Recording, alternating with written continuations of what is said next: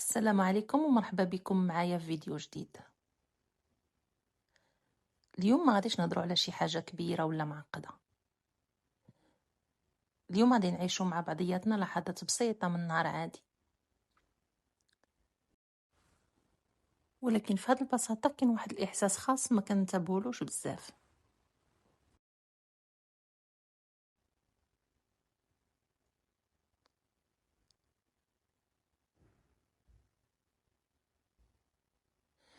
إلا كنتي محتاج تهدأ وترتاح شوية ولا غير تبقى مع شي جو مريح بلا ضغط، خليك معايا وخلي هاد الدقايق يكونوا غير ليك.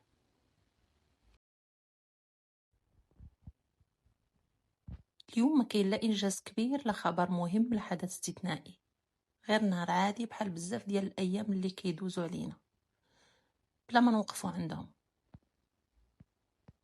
كنفيقوا كنمشيو للكوزينة كنوجدوا شي حاجة ناكلوها، نرتبوا الدار شوية وأصوات صغار كيعمروا علينا المكان، صوت الماء في الروبيني، صوت شي حاجة كطيب، صوت النهار هو كيبدا شوية بشوية. من برا كل شي باين عادي، ولكن واش عمرنا وقفنا وسولنا راسنا شنو واقع فينا حنا في هاد اللحظات العادية؟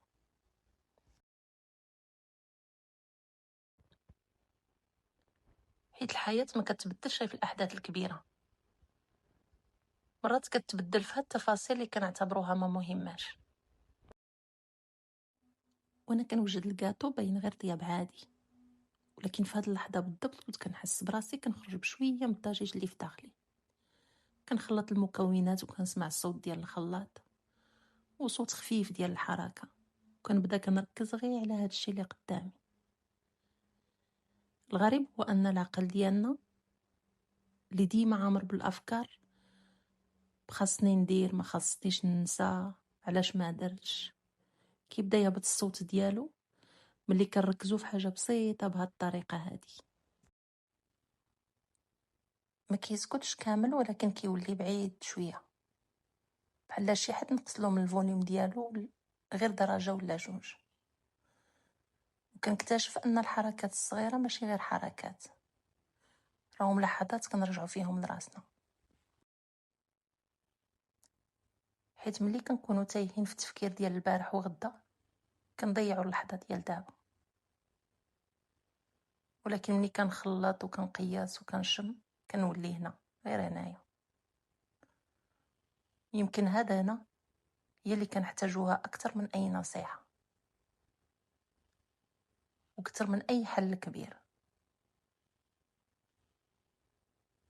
حيت الروح ما كتطلبش ديما تغييرات ضخمة، مرات كتطلب غير لحظة هادية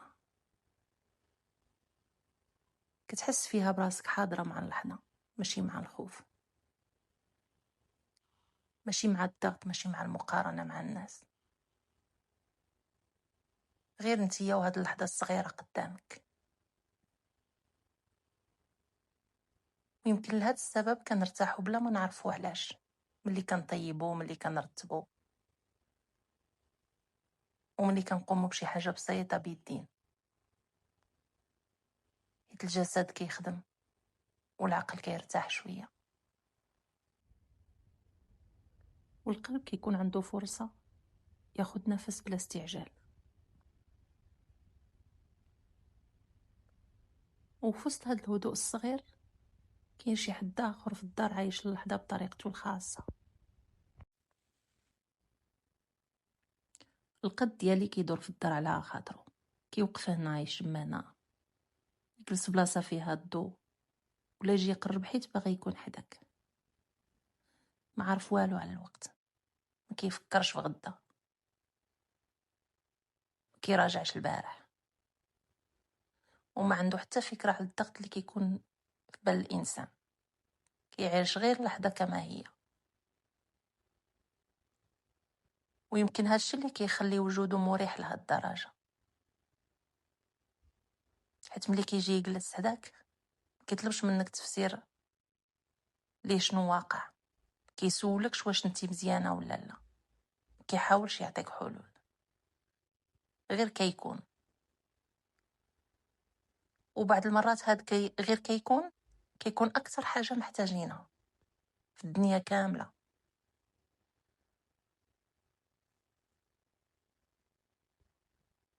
كنحسو بحال خاصنا ديما نفسرو لراسنا ونبررو تعبنا، نشرحو احساسنا،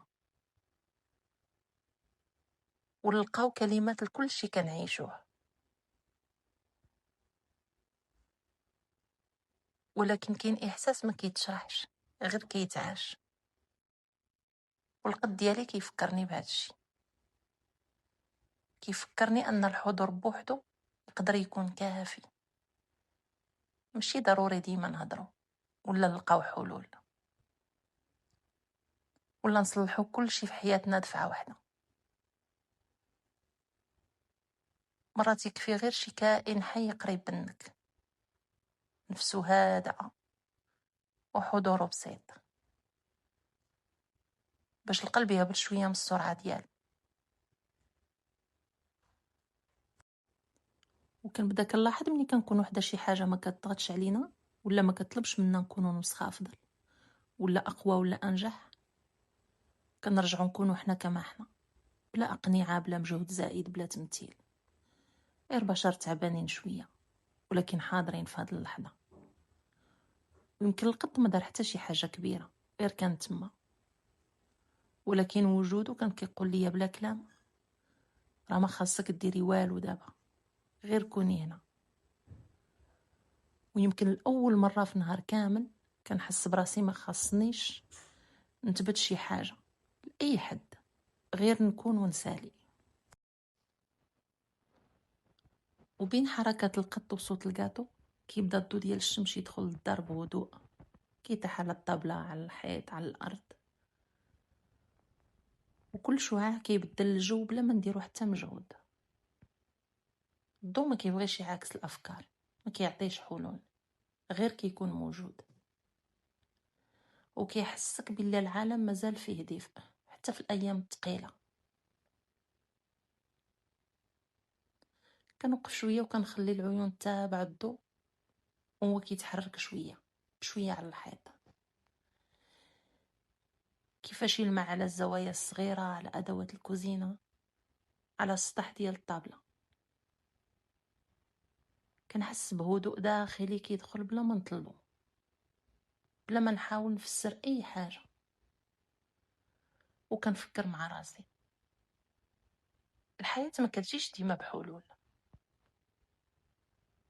ولكن كتبعت لنا لحظات صغيره باش تذكرنا بان الخير باقي.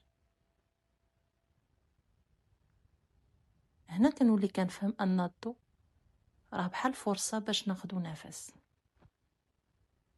باش نوقفو شويه،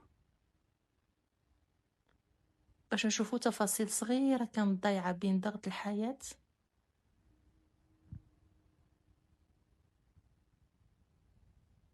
كنشوف الظل ديال القط وهو كيتحرك معنا في الضوء، كنسمع اصوات الحركات الخفيفه وكنحس باللحظه غير اللحظه.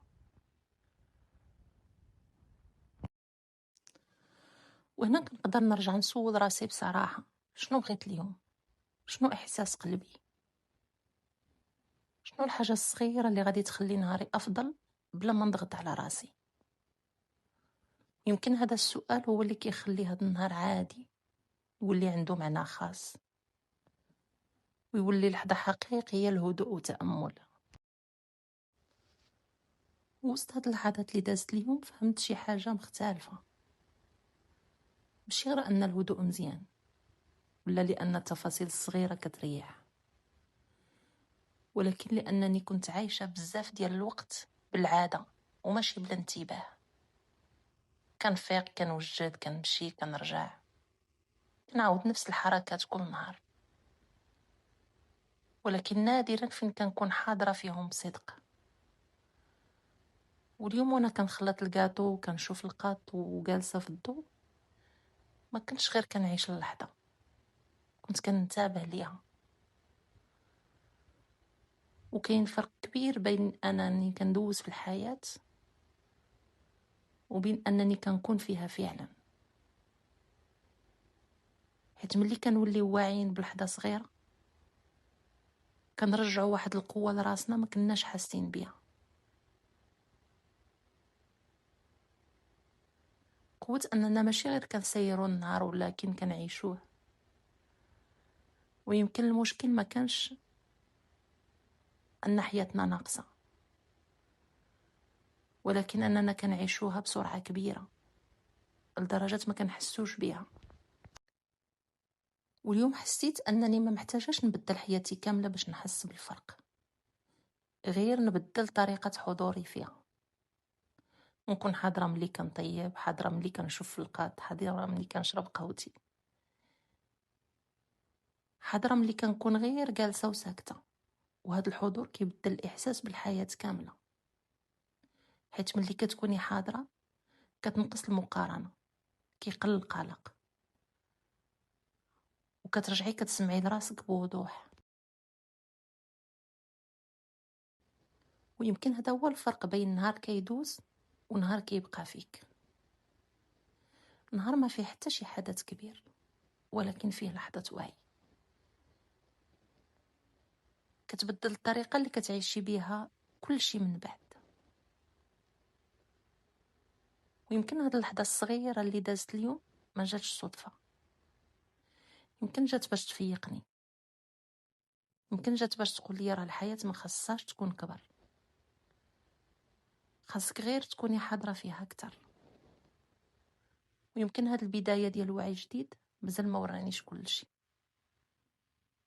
ولكن حاسة أن اللي جاي غيكون مختلف.